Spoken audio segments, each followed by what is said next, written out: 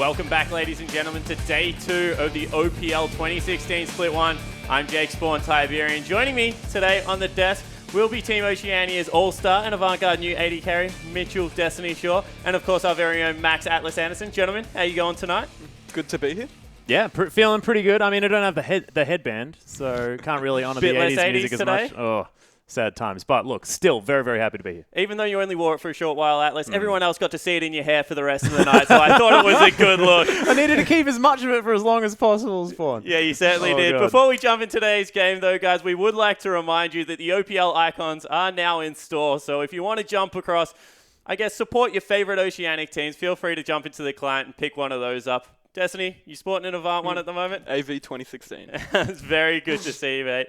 And we would like to take another look at this week's schedule. Of course, last night, Direwolves were able to pick up the 2-0 versus Infernum. Tonight, we will have Legacy taking on Sin. Tomorrow night, for our first OPL Legend matchup, Trident will be taking on the Chiefs. And to round out the matchup, Hellions will be taking on Avant and Destiny. Your new revamped lineup, you've been very excited talking about it all night. What are you thinking about that game tomorrow? Very looking forward to it. We've got a lot of new rookies on the team, and with Hellions with the gaming house, I'm very keen to see how they will perform tomorrow night. Yeah, Atlas, what are you thinking about the matchup? Hellions, there's been a lot of talk about them. Can they step up? Yeah, and I'm looking forward to seeing this. Of course, they've lost T-Gun, who was definitely a mainstay on that roster. I was wondering, what they're going to do without him. But with these new Korean imports in Bomb and Cookie, it's looking very exciting. Of course, Frey moving from the mid lane to AD carry.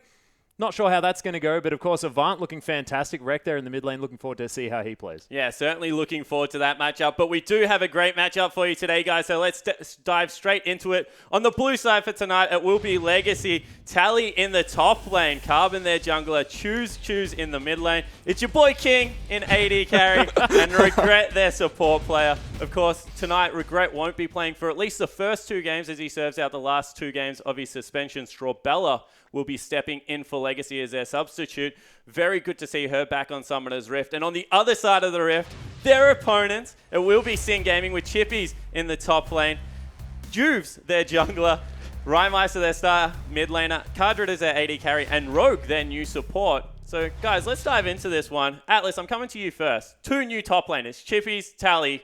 How do you see this matchup going? I'm really excited about this one, actually, because, of course, Tally, not necessarily a new top laner, was formerly in the top, of course, carried them to a victory against the Chiefs in the semi-final in 2014 in the finals towards the very end of the year. It was amazing to see his play on this sort of carry-related top laner. Chippy's moving into the top lane as well. He's sort of famous for his Aurelia play over from New Zealand. He's like a very, very exciting player to watch in that regard. But look, we've been hearing things about tank play for both these players. I'm excited to see how this one works. Yeah, of course. Tally had a lot of help from the Chiefs lineup when they did pick up that. I was wondering whether you were going to mention just walking underneath the ribbon, but it certainly was a very good play in Destiny. I know you have a little bit to say about Chippy's making his OPL debut on a new team. Yeah, he's had a lot of experience playing on Best Players Ocean. He's also had a lot of LAN experience in a local New Zealand tournament, so I'm keen to see how he goes tonight. Yeah, I certainly am as well. Chippies was always one of those mainstays in the OPL scene that just never really got that call out. Tonight, he does get it. And of course, you can't mention new players, I guess, without going back to an old player in Strawbella, who's making another appearance now, this time for Legacy as a substitute.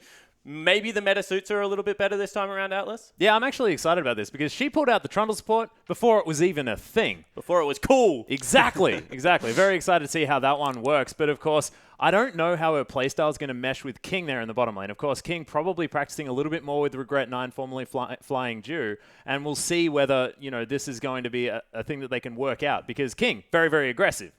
Strawbella, not so much. Known for Nami, Janna, Trundle, like these sort of disengage-based supports, and we'll see how they do against Cardred and Rogue. And maybe some shot calling missing as well, Destiny. I know you were saying that Dew likes to control that bottom lane. Is that going to put more pressure on Carbon?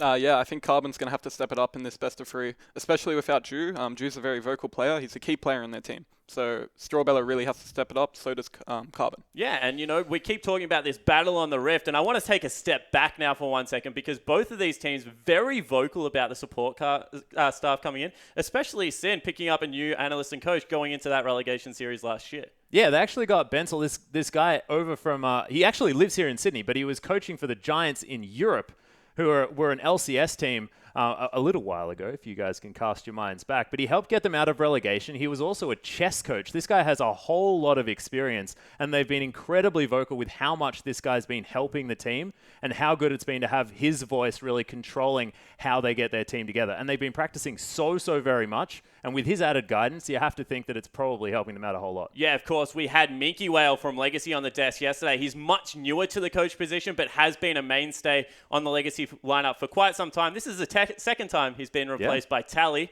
You have to remember, he took a step back. And, this time very voluntary. So, there's a little bit of difference here because I know that we always talk about what teams do setting up, but for the first time, Legacy, they've set up a gaming house in their boot camps. Who comes out ahead in that one as a player there, do you think, Destiny? I'd probably have to lean to Legacy just because Mickey Whale is staying with them. I think it's a lot easier to coach a team if you're with them, so you can straight out tell them in person rather than online, like Bensel's been doing. Yeah, and he certainly has been very vocal about that, saying that he likes to be the person that kind of leads these conversations. From everything we've heard, coming into this matchup, Legacy are incredibly confident. I think it was Carbon that tweeted out today about the hyperbolic time chamber. He's looking to put some moves on some people, and it's going to be good to see a very confident Legacy lineup, someone that we've maybe even picked to be able to take the whole thing, burst onto Summoner's Rift. Yeah, I'm really excited to see this. And Spawn, one thing I want to mention is we can talk about the support stuff. We can talk about Sin's new coach, the fact that this guy has got a lot of experience, a lot of really strong experience, but can you really do much against this massive team that you can see in Legacy? Picking up King, arguably a huge addition to the roster. We saw Direwolves last night, still doing well, but if King was on the lineup, you have to think even better. So it's going to be definitely an uphill battle for this squad, but a good test to see them out in the Rift this first game that they've been in. Yeah, it certainly is. And, we can't talk about the strengths of the team without hitting on the weaknesses. People have been pointing towards Cardro, pointing towards the likes of Juves as maybe being exploitable in the Sin lineup. Destiny, going into a game, is there the players you'll be targeting? Yeah, I'd definitely look at Juves here. If Carbon can outdo the map in terms of vision, as well as the experience he's had more experience. Also, the King Cardred matchup. Just off mechanics, I think King has an upper hand here. Yeah, he certainly does. Maybe even in the aggression category as well. King, very in your face as an AD carry, likes to swing that matchup. In the jungle meta, we talk about Carbon being a very safe jungler at the moment, but that was because the meta suited him. He was a big Lee Sin, big Rengar player, likes of Graves on Summoner's Rift Atlas, looking for this guy to have a very strong showing at the start. Yeah, of course. Carbon was a poppy jungler. Like, this guy can do all of it. I'm really excited to see whether he brings something mental onto the Rift. But if you look back at his style, of course, played a heck of a lot of Nunu. Of course, there's Mundo as well. I mean, this guy is really huge in the meta at the moment. He did play a lot of him back in the day. So Carbon, with the fact that he has so much experience, there's sort of no jungler that, if he ever was in the jungle, Carbon's played him. The Graves, I have a feeling he's definitely been practicing the champion. We'll see whether he's got it up to snuff for this particular patch that we're on at the moment. But look, I have high hopes for Carbon in this matchup, and Juves, there's a lot on his shoulders this time around. Yeah, there certainly is. And, Juves, to his credit, has been very vocal, has put a lot of work in the last month to try and get himself better. He's a good Lee Sin player in his own right, probably his best champion, so we'll see whether he can rise to that occasion. But it's the likes of Kindred, the likes of Grave, maybe even that Poppy that you spoke to on this patch 6.1 that I'm very excited to see, as well as some flex picks in the top lane, because, we've talked about how they might go back to tanks, but Lyssandra's running around, Poppy's in the top lane. If you were going to pick out of Chippies and Tally, Destiny, who you think is going to go for the aggressive style in this game, who do you think it would be? I think it'd be more of Chippies. I think if Tally was to play aggressive, they'd have a triple threat team comp, unless they put Strawbella on like a passive support. So I'm most likely seeing Chippies play aggressive. All right, cool. Certainly sounds good. So maybe see Chippies go towards that aggressive. Maybe even Kadra go back to something like Corki, a little bit safer as an AD carry. Of course, when he was on the Legacy lineup all those years ago, was certainly something that he liked to stay with. And, coming into this match, everyone's been very vocal that without regret, this is much closer to call. And a lot of it will come down to the pick bans. We've seen what the priority is on. Things like Lysandra are seeing a much more play outlets just because the AD carry junglers aren't bringing the same amount of CC. In the mid lane, Choose has always been very flexible on these champions, but his Syndra is also back in meta. Yeah, his Syndra's back in meta. I want to talk about the fact that last year in the grand final, Choose was already playing that Lysandra, more than happy to pick up that champion. So, of course, having these flex picks is definitely a good idea. I want to talk about even more flexes that Sin have going on, though, because the fact that Chippies almost demands an Aurelia ban is a bit interesting, right? But they most often flex it into the mid lane. Of course, Rymeister plays that champion as well. Of course, Aurelia mid is an interesting beast. We saw Faker playing it at Worlds. It was just completely dominant. But with that level of flexibility, I mean, they've got the Trundle they can flex all around the Rift. They've got the Lissandra, obviously, as well, and they've got the Aurelia. This is going to be really, really important as far as the draft phase is concerned, because we haven't even mentioned the likes of these OP picks, like the Gangplank, things like that. Yeah, Gangplank certainly seeing a lot of pick bans. So maybe we're seeing a dominant top half of the Rift on the side of Sin versus a very well-rounded Summoner's Rift on the side of Legacy. Yep. So certainly should be good coming into this one. If I had to get your predictions going down the line, gentlemen, Atlas, who takes this one and what is the scoreline? Oh, scoreline. Look, I want it, like, the dream would be the 2-1 in favor of Legacy because Regret 9 comes back and saves the day, game number 3. I mean, I think that's the dream. I have a prediction that it's probably going to be 2-0, though, in Legacy's favor. They just have so much experience. Destiny, your thoughts? Yeah, I'd have to go for the 2-0 for Legacy. They're just experienced veterans. They've got a strong new roster. They've got the gaming house. They've got the support. I think that they can clean sweep this. Well, there you go, guys. You've heard from our experts. Now let's hear from our casters. Pastry Time and Rusty are on side to get us onto Summoner's Rift. Thank you, gentlemen. It's going to be a great day 2 here of week 1 of the OPL. My name is Pastry Time. Joining me once again is Rusty. We saw last night, Dials taking that 2-0 out. Now Legacy going to come up against Sin. Two fairly good teams. He plays quite nicely there in the latter half of last year, but we've heard the talk from the desk. Legacy just seems so prepared with this new gaming house, new roster. Everything's going their way. Easy to say that, though. Definitely easy to say that Legacy look prepared. They are confident, but you can never write off Sin because I've never seen a team more confident than them coming into this. That's certainly true. Well, we'll see who's more confident, at least here for game 1 in the draft, as Legacy and Sin are going to take to champ select. Alistar going to be the first ban away there by Legacy. And there's Gangplank, so pretty standard stuff so far. Of course, getting rid of the very strong normal champions. Alistar actually the most played support at the moment. Not necessarily the most banned, but internationally in every major region has been played quite substantially the most amount. Yep, makes sense. Very popular. Good playmaking support. Real nice and tanky as well, because we've seen too many 80 carries, it feels like, on Summoner's Rift in recent memory.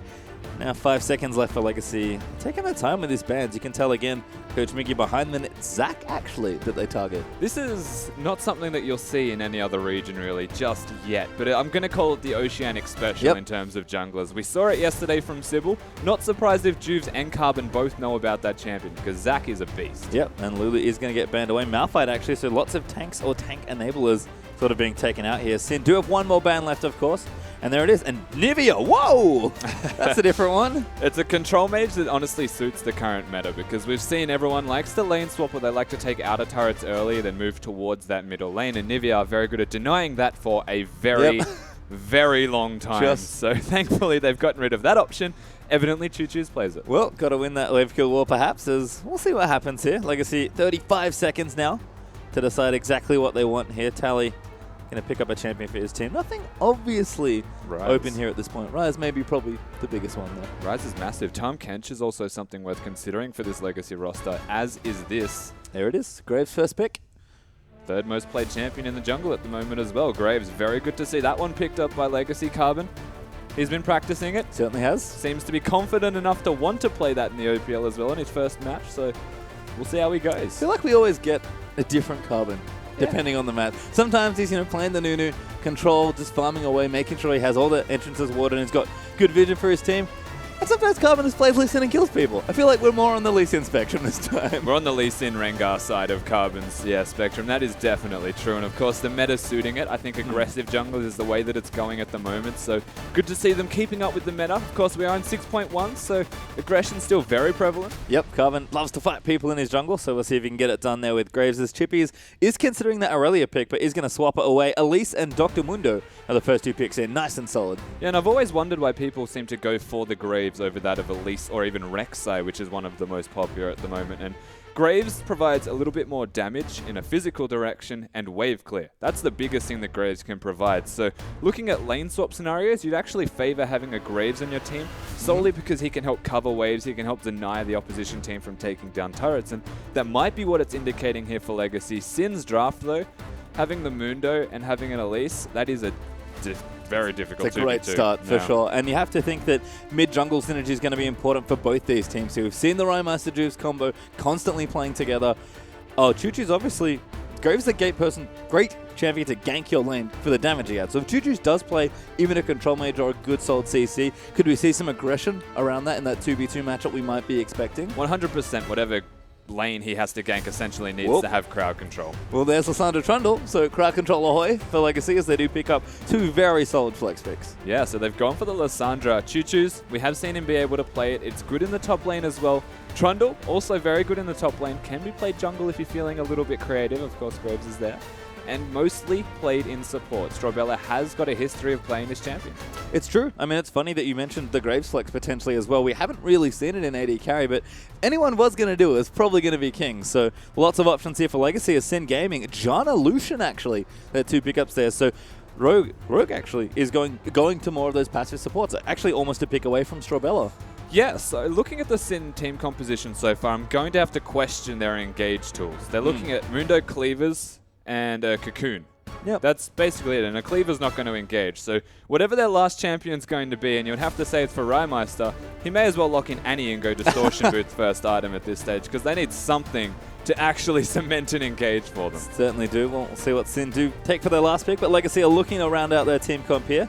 Got King flashing Cogmore here. I've seen a little bit of play here and there.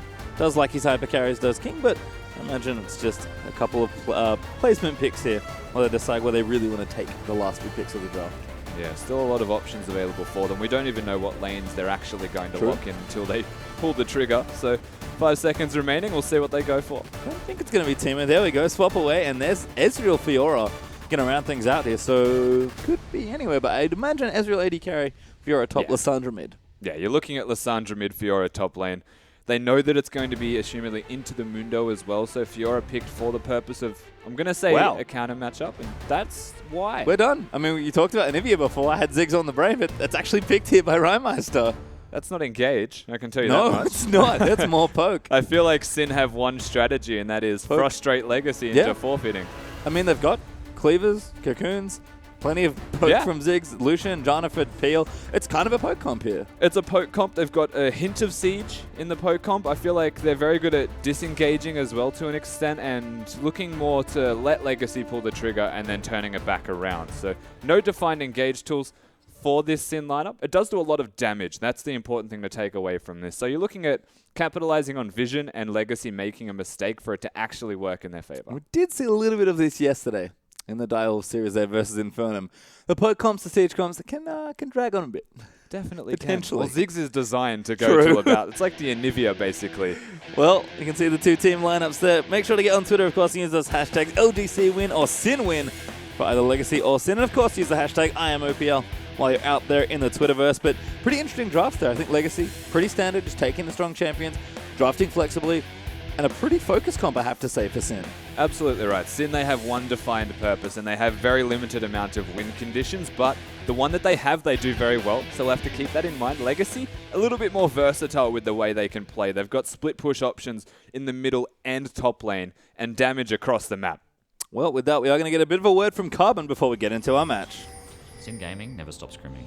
Most teams have taken a break over the summer, a long break, and then come back to it. Sin Gaming never stopped. They've been working really, really hard pre-season and all throughout last year to be prepared for this year. However, from what I've seen so far, they haven't actually made much improvement. That was... I was like, oh, that's... Oh. Yeah, he was being really nice. And then at the end there, plot twist.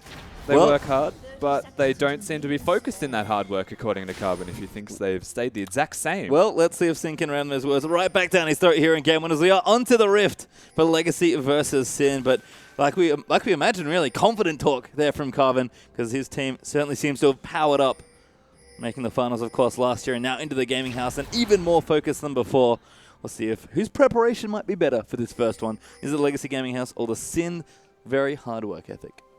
It's going to be hard to say until we see what happens here. Is Sin, they've put some wards down deep. They've got that vision set up, but of course Legacy going to know exactly where they are because they've done the same thing. So able to react accordingly here, the Sin Gaming lineup. I mean the Legacy lineup, sorry.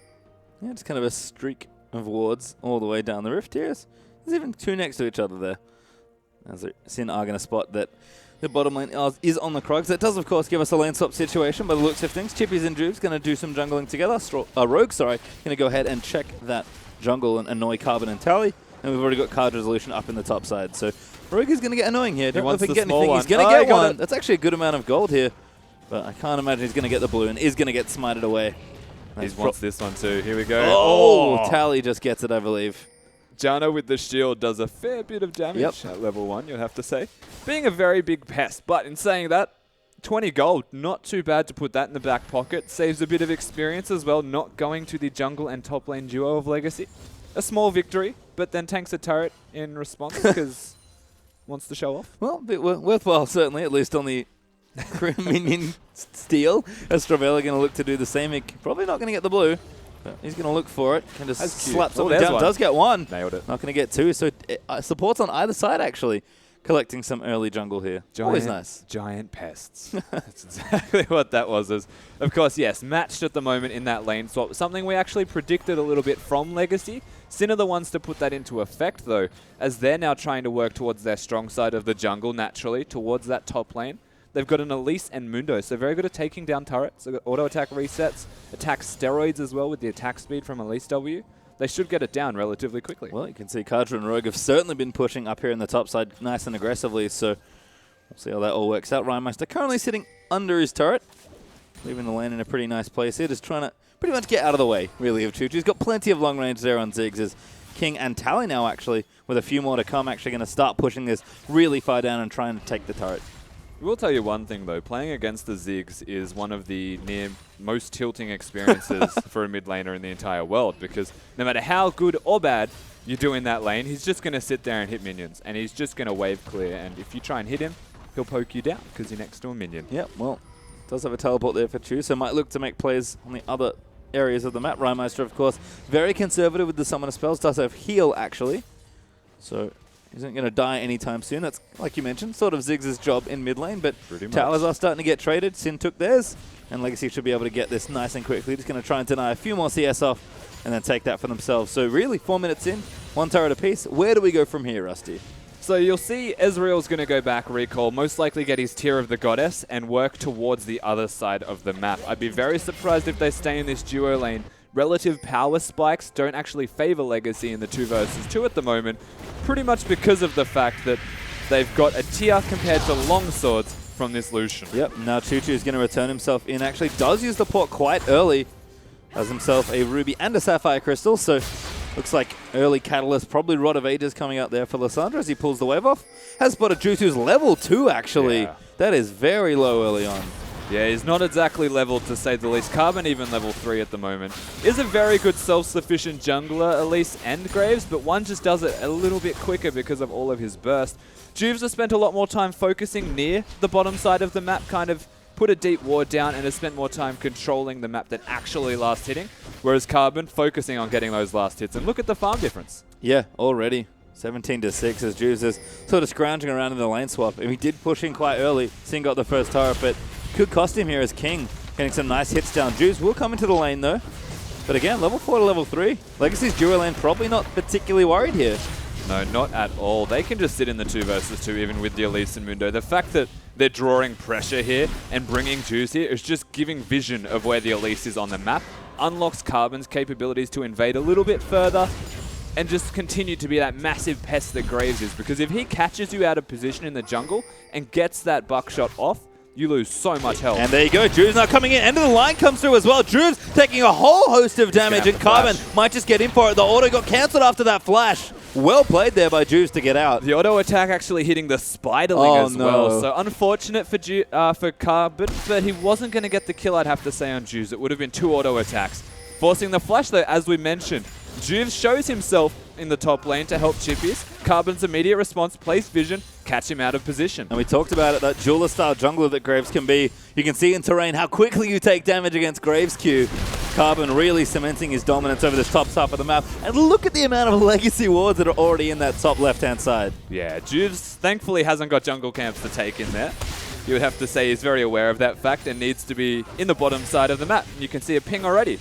blind. They don't have vision, but they know that's where he should be. Because if he's not there, they're about to spot him. Yep, Carbon's up top. In fact, Choo Choo's is coming in here as well. They're all going for the roam, and this looks like a dive On being Juice. set up by Legacy. Drew's going to get caught out again here. Ulti in from Choo Choo's. Looks to be first blood, and Choo Choo's will collect it. Now Rogue in trouble there as the NATO does hit onto 2. He's going to have to get under the turret. Will get to safety. But a nice roam there from the Legacy foursome. And I'm going to have to say this is an oversight again from Juves. What is he going to achieve by walking through his jungle to get to the top lane? If his goal is to get to that top lane, he should go through the lane to get there. If he's looking to farm, go to where the farm is free to take. You've watched Carbon just out-trade you 1 versus 1 in your own jungle. You know it's warded. Yeah, unfortunately, his jungle is, in fact, lit up like a Christmas tree. His Carbon's going to take away his red buff now as well. So insult to injury being added here by the Legacy jungler, who is back in fight mode, it feels like. He is the big man fighter at the moment. That is for sure. Carbon stepping up at the moment in this early game. It's nice to see a reinvigorated Legacy jungler. Yep, he's level 5 to level 4 now, so still keeping that XP advantage. Still in top lane, King pestering poor Chippies here with all these Qs. And is actually getting good damage down to the turret. That's about 50% of its health already gone. Chippy's not going to get that health back as Chu's now returning to that mid lane. Rymeister in and amongst all the chaos is thankfully able to get a blue buff. But he's just sitting in mid right now. That's all Ziggs can really do in the early game. Yeah, absolutely right. And you know what? Believe it or not, there was a Korean, and I'm absolutely forgetting whose name it was, said that Ziggs is really good in the current patch because you can go for the Frost Queen's claim. No one can ever catch you in the middle lane, and you're really good at hitting those spells that are sometimes very hard to hit because of the slow. And then you do plenty of damage. So we can see the Frostfang there in Rymeister's inventory. That's going to be versus the Rod of Ages on the way for Choo Choo's as well, but they'll have their items finished relatively early here as we do BF Sword as well, as there's Sheen for King, so early 80 items also coming out. Looks like Essence Reaver versus that standard blue build for Ezreal. Again, a lot of the same stuff we've been seeing recently. This is a weird rotation, I'm going to have to say, from Cardred as well as Rogue. He kind of just walked mid and said, oh wait, why did I click mid lane? I must have did it on my minimap.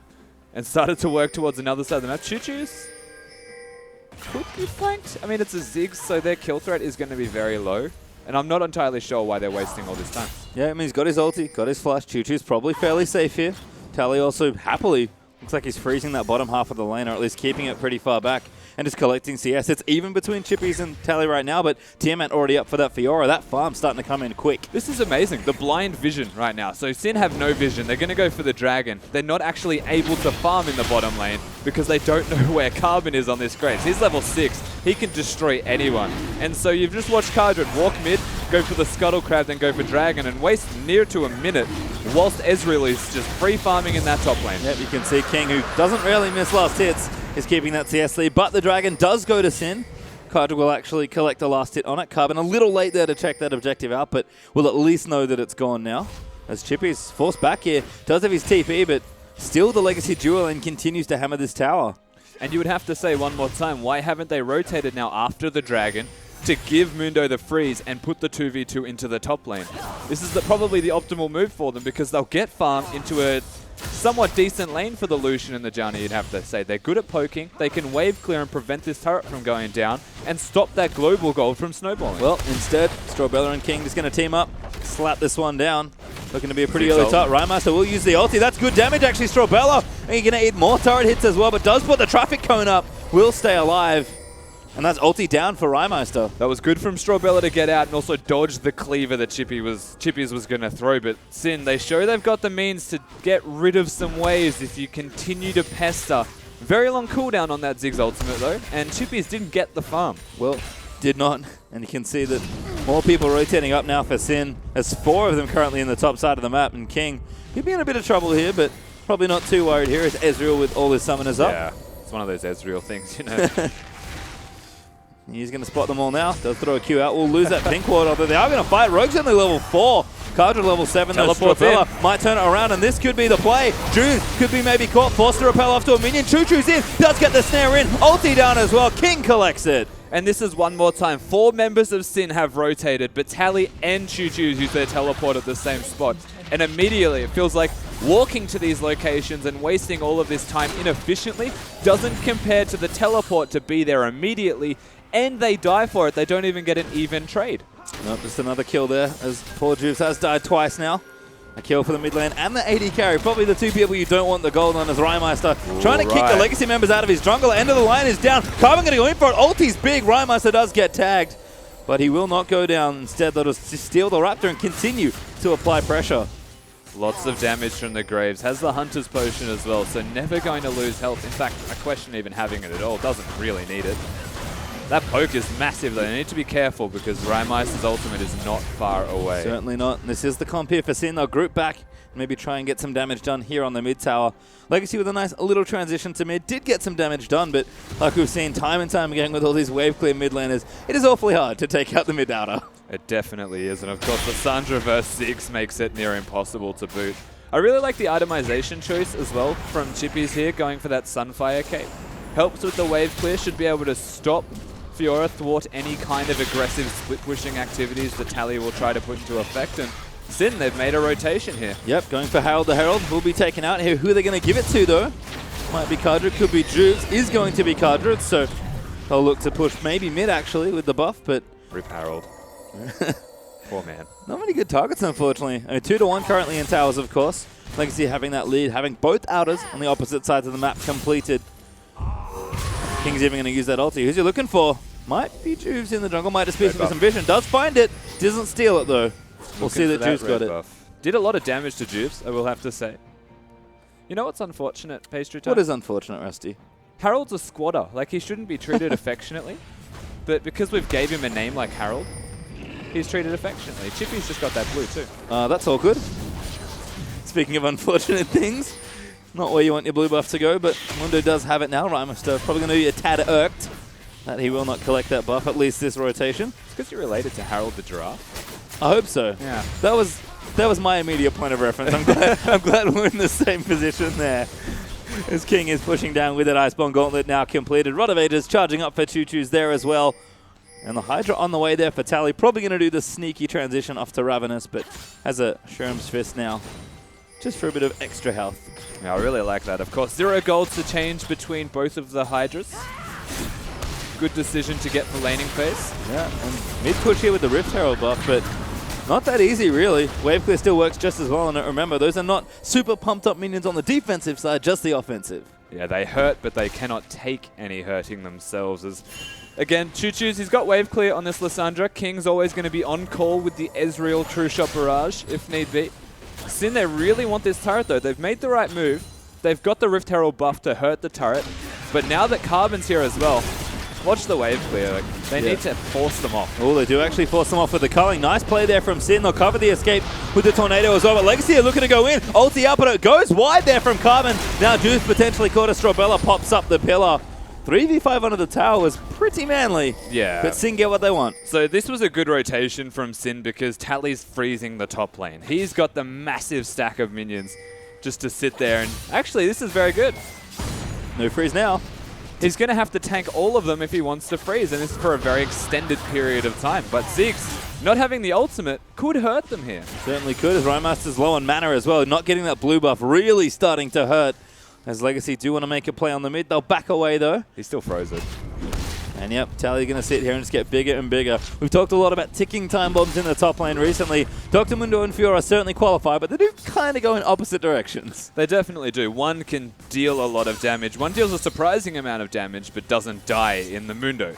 So, different style of play. We'll see them probably impact teamfights the same way. It's just that Tally has to be a little bit more careful with when he picks his moment. In saying that, so does most of Legacy, and I'd be surprised if Tally doesn't commit to the Titanic Hydra, because they need a little bit of a complementary tank. Yep. An off-tank, essentially, to work with the Lissandra and the Trundle. Yep. Looking to be a little squishy, perhaps, as Rogue is going to clear out that pink ward. Dragon is back alive, so if Sin would like to claim their second, they've got the option to do so now. Legacy, of course, could opt in to a fight, but Dragon not seeing nearly as much love, but still an important objective. If nothing else, it eventually creates pressure for you, but still the wave clear there for Choo Choo's. No tower to protect, but sitting there farming away happily. Yeah, we should commit to calling the Dragon something affectionate. We do. He needs a name. Dazzler just doesn't do it. Like, it's Aussie slang great, but Dazzler's just, it doesn't cut it. Well, we'll have to brainstorm. It's too blokey. I don't know, he's pretty fierce. Look at him. Tiffy's going to start the Dragon. The yet unnamed Dragon. Darren. Oh. Why not? Well, they're going to take the Dragon. Name to be decided here. As Just Sin tweet do that at collect their pastry second. time. What? Tweet that at pastry time. You need to convince Yes, him. please tweet your suggestions for the dragon name. Oh, Carbon's got him. Yeah, Rhymaster could be in trouble here. Thunderlord will proc. Damage is good. Ulti is not there as the heal does pop. Ult doesn't connect from Carbon. Very close, but a lot of damage as both summoners from this Ziggs has been forced. He needs to be a little bit more careful now and maybe not go for those Raptors at every opportunity to buffer his farm amount. Yeah, I mean, welcome to Grove's jungle, really. Yeah. He has 82 to 33 CS. Yeah. And I only just noticed that differential. Talked about Carbon, one in the jungle that pants off old Juves. Certainly doing it here in game number 1. We're looking at a difference near across the board here in farm values besides that middle lane, which is to be expected because it's a Ziggs. So Legacy doing well, exceptionally well in the jungle. The top lane 30 CS ahead, and the AD carries even finding an advantage for King.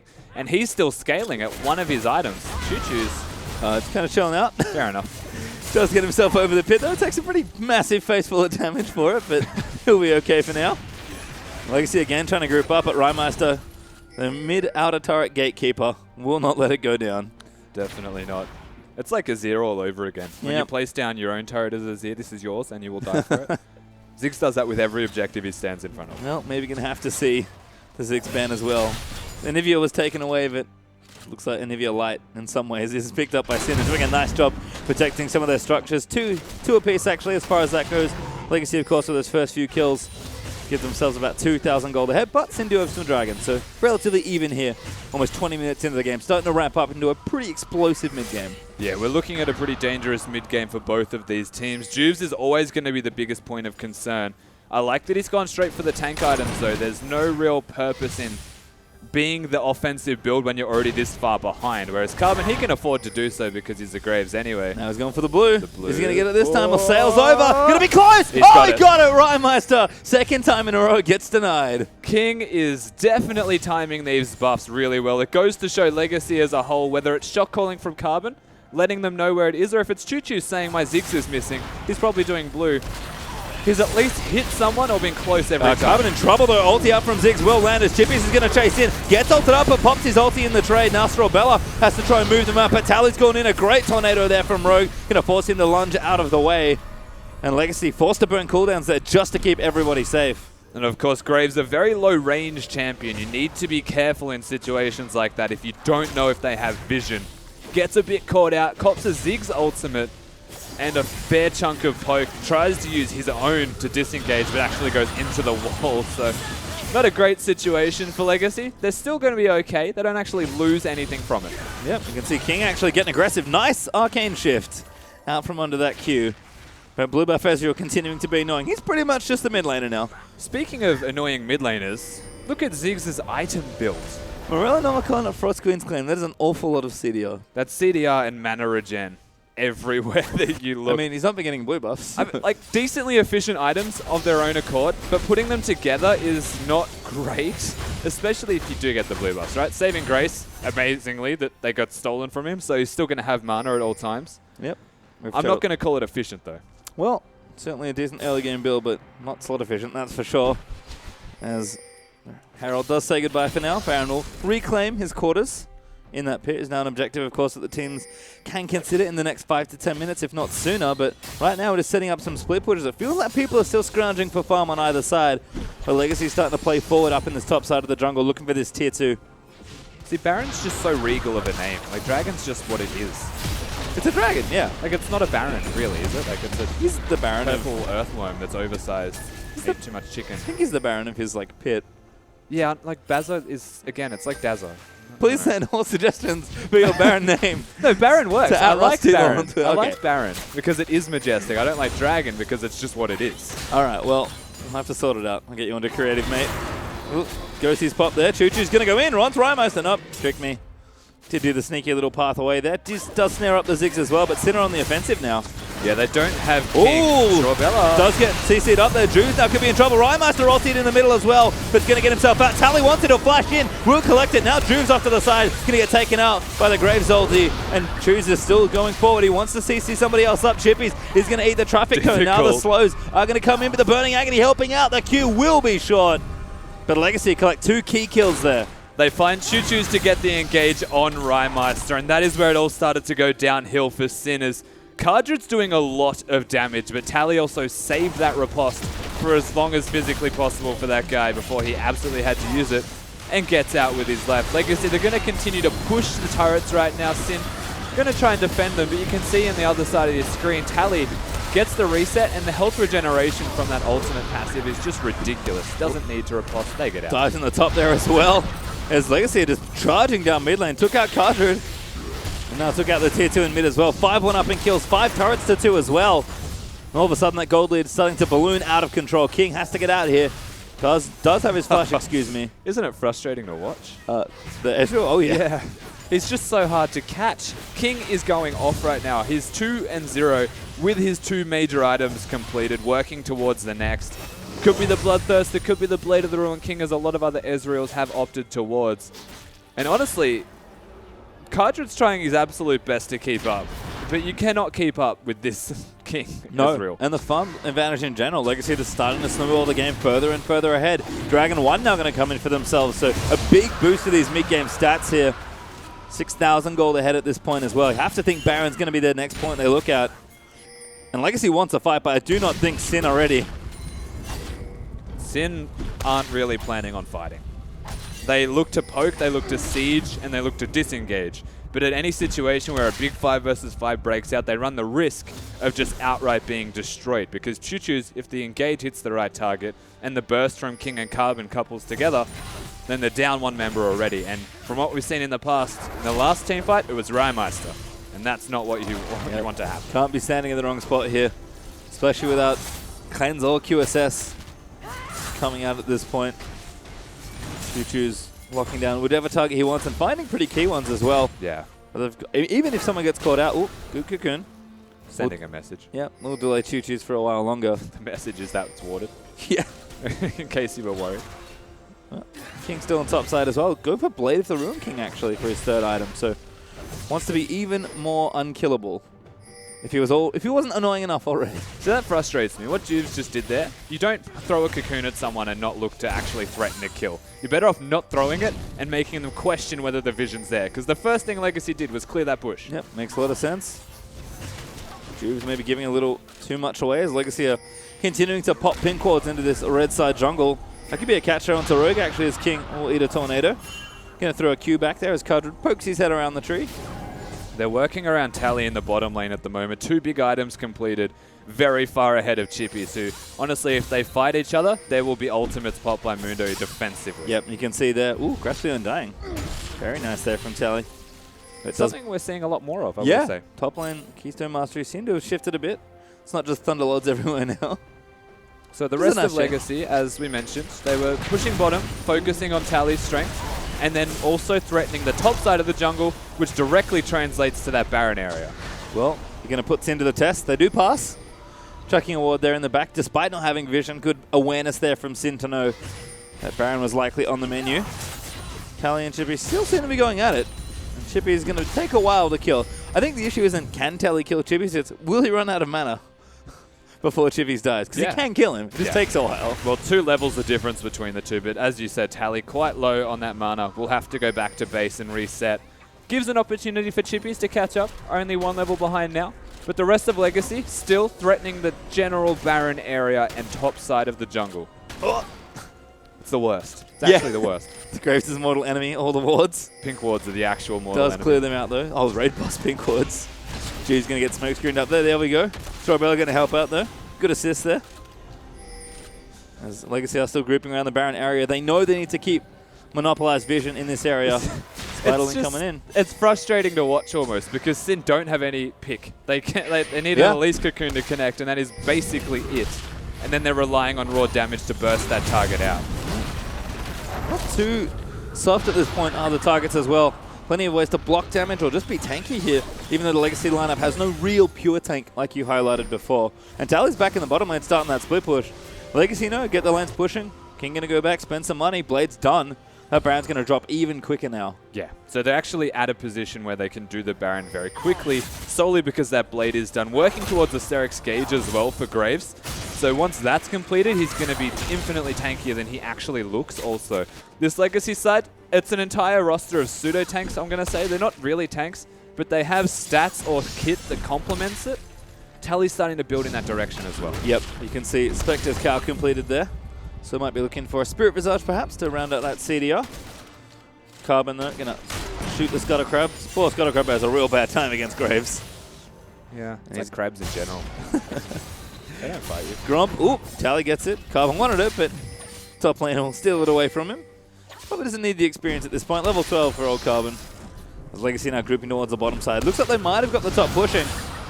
And Chippy's going to take good damage. Lots of damage, actually. Carbon wants in. He goes straight for it. Choo-Choo's, oh my god. Huge two-man stand. Massive self-ulti. And Rhymaster kind of misses with his big ulti there as well. King will collect the first kill onto Rogue and shift away. Has to be careful. Cleavers are coming. King. The heal does get popped. Legacy on the offensive.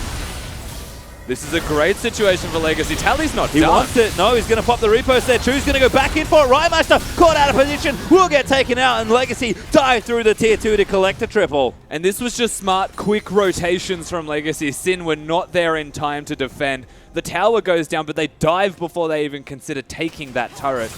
As this is now a 4-0-1 Ezreal, who is going insane. And we're getting relatively close to 10k ahead here for Legacy.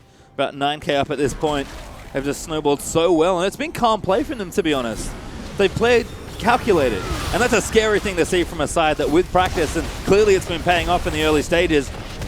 Looking to run over Sin perhaps here in game 1. That inhibitor's broken now. Sorry, inhibitor tower is broken. So an open pass there in the top side as well. And you know that Baron is the next big thing. Yeah, so Tally, you'll most likely find him controlling the bottom lane as we're going to see this fight again. And it's pressure on a Chippies is what starts it all, but Choo-Choo finds his opening at the same time as Carbon putting down that burst. The self-ultimate was phenomenal from Choo-Choo's.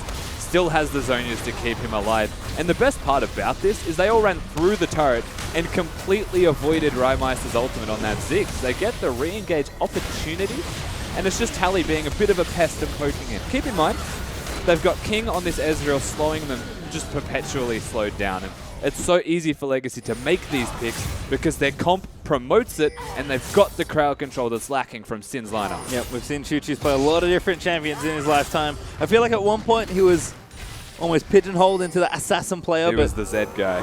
For me, the one thing I can associate with Choo's is Rymeister barely collects his blue there. The thing I always associate with Choo's though is playmaking, and Lissandra's a great champion for that. Yeah, Lissandra definitely playmaking. Gives Choo-Choo's the opportunity to go in whenever he deems fit. Of course, we know he just chooses his time and says, I'm going. His team generally falls behind, as you can see. Synergy's certainly on point right now as end of the line does get popped up there for some boat. Carbon maybe a little too aggressive there, as that Pinkwood is denying a lot of vision out from Legacy. But Tally, who took the dragon by himself, is now pushing the bottom side as well. Ghost will get popped. Juice wants it, but you can on the Carbon. Damage is in for the Hex Trigger. Will get popped. Now we're going to turn around and pop that ulti. And the Juice barrage isn't quite there, but Juice will die. As now Tally going to come in. Huge ult there from Juice. Cardra dead. Everyone dead almost as Chippies just has to run out. And they just legitimately explode. Choo-Choo's is doing a whole lot of damage at the moment. Doesn't need the Zonias. And this double teleport style of strategy that they've put in place, Tally can just use his one this time. If God forbid they have Choose splitting, he can just use his. And every single time Sin try and make something happen, all they have is a cocoon. Well, bottom looks a little cracked. Top is now broken. His Legacy might have been pushed in to take some Nexus turrets. Death time is fairly long. This absolutely could be game. Chippies, Cleavers only to defend is not going to cut it here. We do have a respawn up from Rogue, but Choo-Choo's going to zone them out of the fountain. That's going to be game here for Legacy. Cleaning it up, 30 minutes. 13k gold ahead and a 12-1 performance from this Legacy side. Sin, they had nothing they could do to actually stop that from happening, and it was just all so quick. Yeah, that's what it felt like. And clean cut and efficient, most importantly. Yeah, I mean, you know, we had some points there where things slowed down a bit, farming up towards that 20 minutes, hitting your items, making sure the waves are in the right spot. But every single time there was a point of action. Legacy just came out ahead. It's not like they already thought of the move. And to be perfectly honest with you, I feel like it mostly came down to drafting. I think there's a lot that could be addressed from this Sin lineup coming into Game 2 to fix their flaws in the team composition. They had the damage, and it just felt like they were trying to deny picks opposed to picking their own. Well, certainly did. We're going to get a bit more insight, though, so I'll throw back to our experts on the analyst desk. Thank you so much, Pastry Time. And guys, that was a one-sided affair, and it was from pretty much minute one. Atlas, what the heck happened in the early game? Well, Juves died a few times there, Spawn. I mean, this guy in the jungle, it was just not a good story. He fell so far behind. Sitting on about 6 CS at the beginning of the game, tries to get around the map, and Carbon's like right there. Gets him to low health. He has to go back, and then as soon as he's back in his jungle, he's dead. And from that point on, it was just Legacy rolling over the top because every part of the jungle was theirs. Yeah, and I know that you were talking about how if you were on Legacy right now, you would be targeting Juves.